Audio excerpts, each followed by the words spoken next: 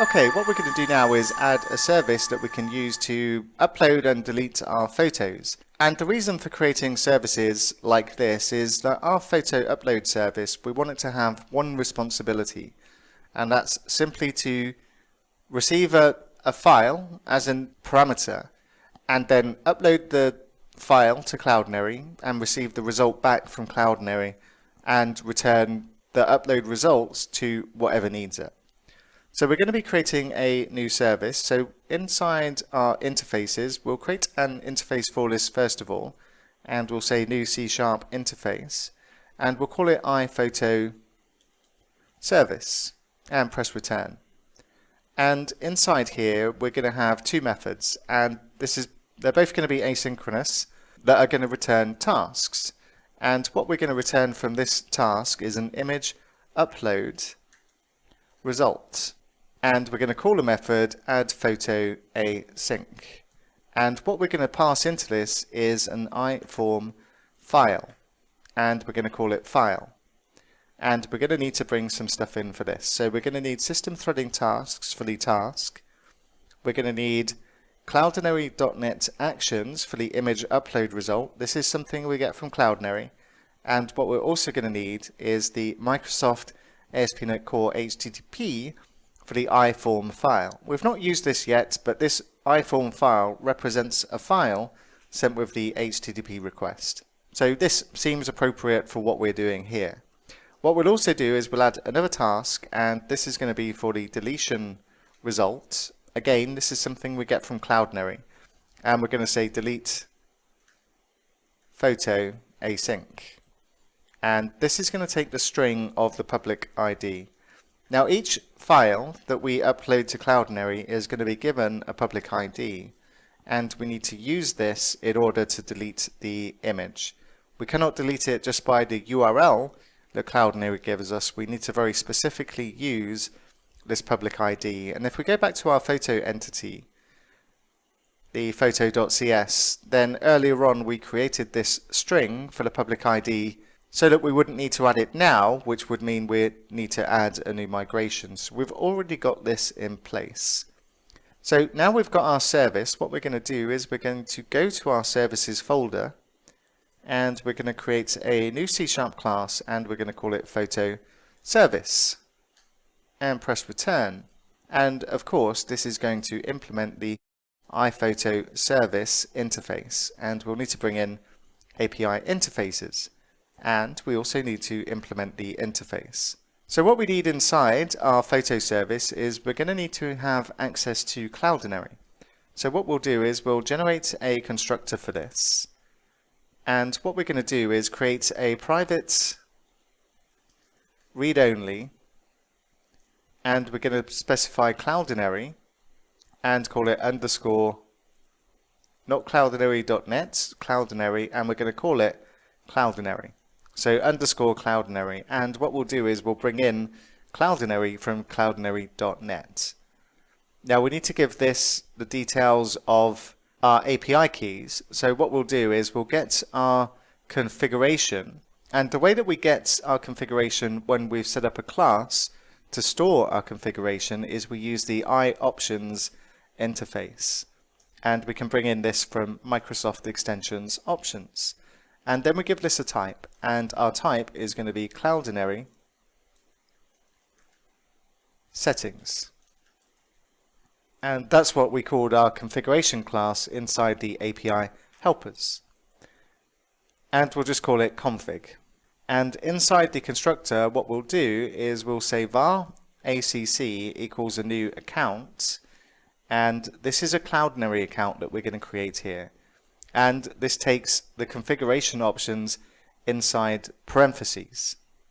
And be careful of the ordering here, because when we add parameters inside parentheses in this way, and it doesn't take the configuration as an object, then we have to get the ordering correct. So what we do is we'll say config.value, and then we want our cloud name, and we add a comma, and then we'll say config.value, and the next one's the API key, and we'll say config.value.async.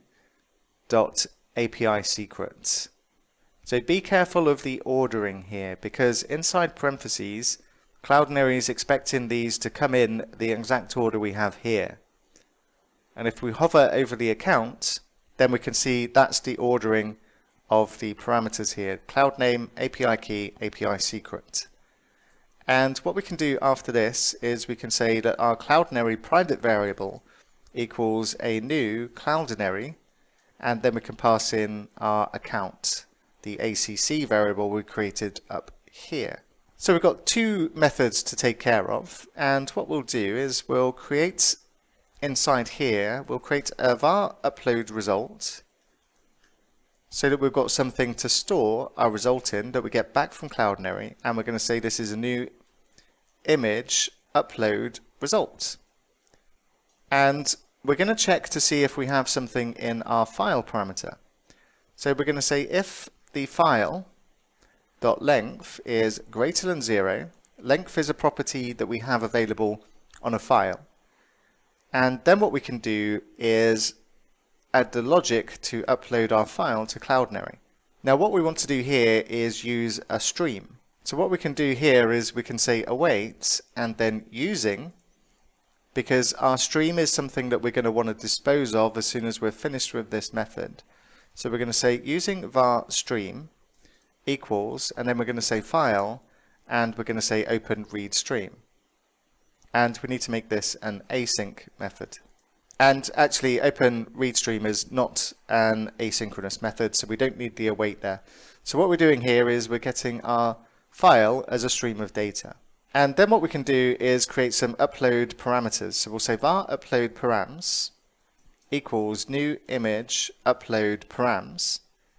And inside here, what we can specify is our file. And this is going to be equal to a new file description. And then we pass in the file.file name. And we can pass in the stream of our file. And then we can add a comma.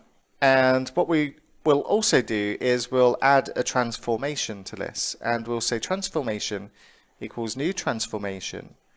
And what we can do inside here is chain on what we want to transform our image into. Now, we're a square image site, so what we're going to do is ensure that our photos have an aspect ratio that is square. So we're going to specify a height and width of 500 for both of those parameters.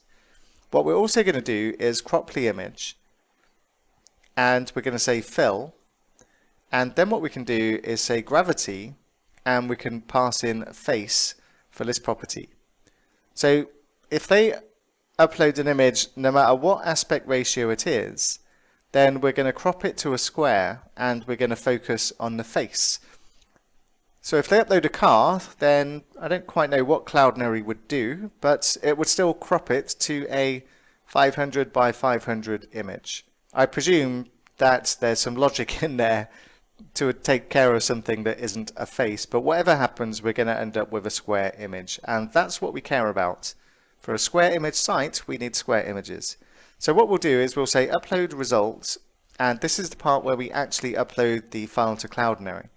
So we finally got in Cloudinary, and this has only recently been available, an asynchronous method to do this. So what we're going to do is say await Cloudinary, and then we're going to use the upload async method, and we're going to pass in our upload params. And then we can return our upload result. And I've got the return in the wrong place. This should be below the if statement, of course, otherwise we're going to see an error. So we're returning the upload result after we've gone through this. So pretty easy. What we'll also do is take care of the delete photo async in here as well. And what we'll do is we'll create some deletion params. So we'll say var delete params equals, and we'll say new deletion params. And in here, all we need to pass is the public ID that we get from our parameter here. And then what we can say is var results equals await, and we can say Cloudinary, and seems a bit extreme, but we can use the destroy async and pass in the delete params. And we get the error because it's so easy to forget to add async to the task. And then what we want to do is just return the result. And that's it. That's our photo service. Nice and straightforward, nothing overly complex about what we're doing here. And Cloudinary gives us some good options to transform our images as well. So what we also need to do, because we've added a new service, is also add this into our application service extensions. And let's group all of our services together. So I'm going to say services and add scoped. And we're going to pass in our iPhoto service and the photo service. And now we've configured that part of what we're doing. What we'll do next is we'll update our users controller so that we can add the functionality in there.